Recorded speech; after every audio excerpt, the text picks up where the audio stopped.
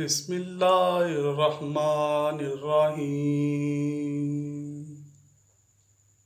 حضرت سلمہ رضی اللہ تعالی عنہا کہتی ہیں کہ جب ابو سلمہ رضی اللہ تعالی عنہ کی آنکھیں موت کے وقت پتھرا گئیں تو رسول اللہ صلی اللہ علیہ وآلہ وسلم تشریف لائے اور اپنے ہاتھ سے ان کی آنکھیں بند کیں، اور پھر فرمایا جب روح قبض کی جاتی ہے تو اس کی بینائی بھی روح کے ساتھ چلی جاتی ہے۔ ابو سلمہ رضی اللہ تعالی عنہ کے گھر والے یہ سن کر سمجھ گئے کہ حضرت ابو سلمہ رضی اللہ تعالی عنہ کا انتقال ہو گیا ہے، اور وہ رونے لگے۔ آپ صلی اللہ علیہ وآلہ وسلم نے فرمایا اپنے نفسوں پر بھلائی کے سوا اور کوئی دعا نہ کرو، اس لیے کہ اس وقت جو کچھ تمہاری زبان سے نکلتا ہے فرشتے اس پر آمین کہتے ہیں۔ اس کے بعد آپ صلی اللہ علیہ وآلہ وسلم نے فرمایا اے اللہ ابو سلمہ کو بخش دے اور ان کا مرتبہ بلند فرما کر ان لوگوں میں ان کو شامل فرما دے جن کو راہ مستقیم دکھائی گئی ہے، اور ان کے پسماندگان کی کارسازی فرما، اور اے تمام جہانوں کے پروردگار ان کو بخش دے اور ان کی قبر میں کشادگی فرما اور اس کو نور سے منور فرما دے۔ اس حدیث میں نبی پاک صلی اللہ علیہ وآلہ وسلم نے حضرت ابو سلمہ کے لیے قبر کو کشادہ کرنے اور قبر کو نور سے منور کر دینے کی دعا فرمائی۔ ثابت ہوا کہ مومن کی قبر کو اللہ تعالیٰ نور سے منور فرما دیتا ہے، اور کافر یا منافق کی قبر ظلمت سے بھر دی جاتی ہے اور اسے تنگ کر دیا جاتا ہے۔ مرنے کے بعد انسان کو سب سے پہلے قبر کے مراحل سے گزرنا پڑتا ہے، اسی لیے نبی پاک صلی اللہ علیہ وآلہ وسلم نے اس کے خوفناک، خطرناک اور سخت حالات سے امت کو آگاہ فرمایا ہے۔ اس لیے آپ صلی اللہ علیہ وآلہ وسلم نے فرمایا اگر مجھے اس بات کا ڈر نہ ہوتا کہ تم مردے ہی دفن کرنا چھوڑ دو گے تو میں اللہ تعالیٰ سے دعا کرتا کہ وہ تمہیں بھی عذاب قبر سنا دے جس طرح کہ میں سنتا ہوں۔ صحابہ کرام بھی قبر کے تصور سے لرزہ برآمدم رہتے تھے۔ بے شک رسول اللہ صلی اللہ علیہ وآلہ وسلم نے ارشاد فرمایا قبر آخرت کی منزلوں میں سے پہلی منزل ہے، پس جس نے اس منزل سے نجات پائی اس کی بعد کی منزلیں آسان ہوں گی، اور جس نے اس منزل سے نجات حاصل نہ کی اس کے بعد کی منزلیں سخت دشوار ہوں گی۔ رسول اللہ صلی اللہ علیہ وآلہ وسلم نے ارشاد فرمایا میں نے کبھی کوئی منظر قبر سے زیادہ سخت نہیں دیکھا۔ حضرت ابو ہریرہ رضی اللہ تعالی عنہ فرماتے ہیں کہ رسول اللہ صلی اللہ علیہ وآلہ وسلم نے فرمایا مردے کو جب قبر میں ڈال کر لوگ واپس آتے ہیں تو وہ ان کے جوتوں کی آواز سنتا ہے۔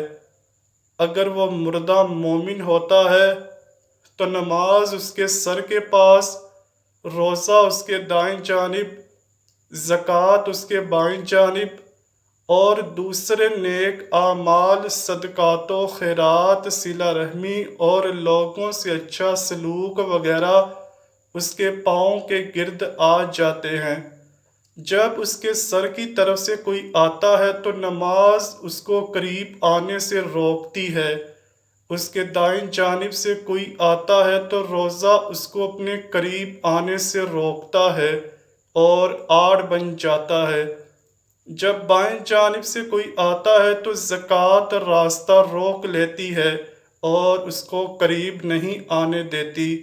جب اس مردے کے پاؤں کی طرف سے کوئی آتا ہے تو اس کے نیک اعمال لوگوں کے ساتھ حسن سلوک وغیرہ آڑ بن جاتے ہیں، پھر اس سے کہا جاتا ہے کہ بیٹھ جاؤ، چنانچہ وہ بیٹھ جاتا ہے۔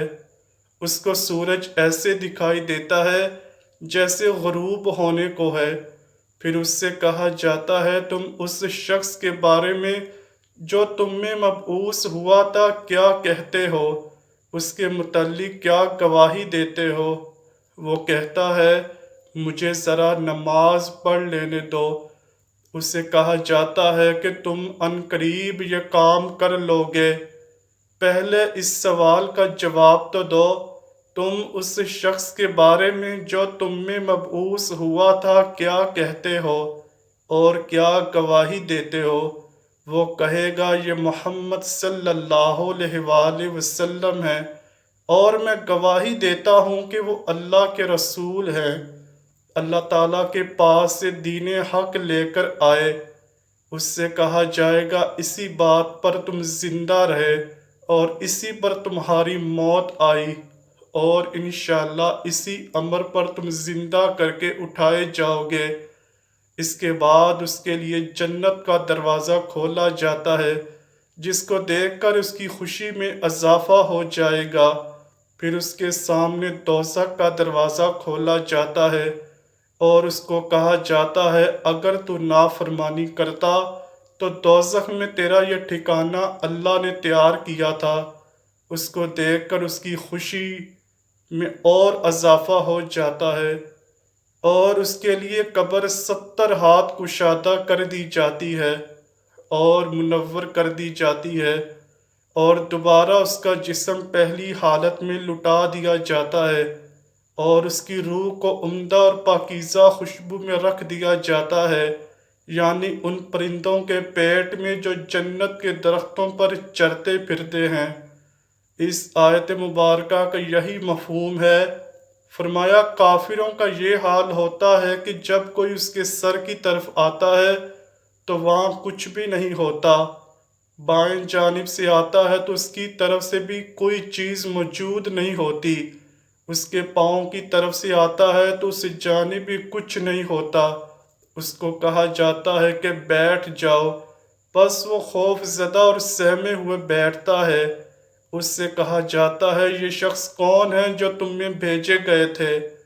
اسے ان کا نام نہیں سوچے گا، یہاں تک کہ اس کو بتایا جائے گا کہ وہ محمد صلی اللہ علیہ وآلہ وسلم ہیں، تو وہ کہے گا کہ مجھے نہیں معلوم، لوگوں کو کچھ کہتے ہوئے میں نے سنا تھا، چنانچہ میں نے بھی ان کی طرح کہہ دیا تھا۔ اس سے کہا جاتا ہے کہ تو اسی بات پر زندہ رہا، اسی بات پر تجھے موت آئی، اور انشاءاللہ اسی حالت میں دوبارہ زندہ ہوگا۔ پھر اس کے لیے دوزخ کا دروازہ کھولا جاتا ہے اور اس سے کہا جاتا ہے کہ دوزخ میں یہ تیرا ٹھکانہ ہے۔ اس کو دیکھ کر اس کی حسرت اور ہلاکت میں اضافہ ہو جاتا ہے۔ پھر جنت کا دروازہ کھولا جاتا ہے اور اس سے کہا جاتا ہے اگر تو فرما برداری کرتا تو جنت میں ٹھکانہ اللہ تعالیٰ نے تیرے لیے تیار کیا تھا۔ اس کو دیکھ کر اس کی حسرت اور ہلاکت اور بھی بڑھ جاتی ہے۔ پھر اس کی قبر اس قدر تنگ کر دی جاتی ہے کہ ادھر کی پسلیاں ادھر نکل جاتی ہیں۔ اللہ تعالیٰ فرماتا ہے کہ جو شخص میری اس نصیحت سے اعتراض کرے گا تو اس کے لیے تنگی کا جینا ہوگا۔ اللہ اکبر۔ دوستو اللہ تعالیٰ سے دعا ہے کہ وہ ہمیں عذاب قبر سے محفوظ فرما کر نبی کریم صلی اللہ علیہ وآلہ وسلم کی شفاعت نصیب فرمائے، اور ہمیں نبی پاک اور ان کی آل پاک سے سچی اور پکی محبت عطا فرمائے۔ آمین یا رب العالمین۔ امید کرتا ہوں کہ آپ کو ویڈیو ضرور پسند آئی ہوگی۔ اگر ویڈیو پسند آئی ہے تو ویڈیو کو لائک کیجئے، شیئر کیجئے اور چینل کو لازمی سبسکرائب کیجئے۔ ملتے ہیں اگلی ویڈیو میں، تب تک کے لیے اللہ حافظ۔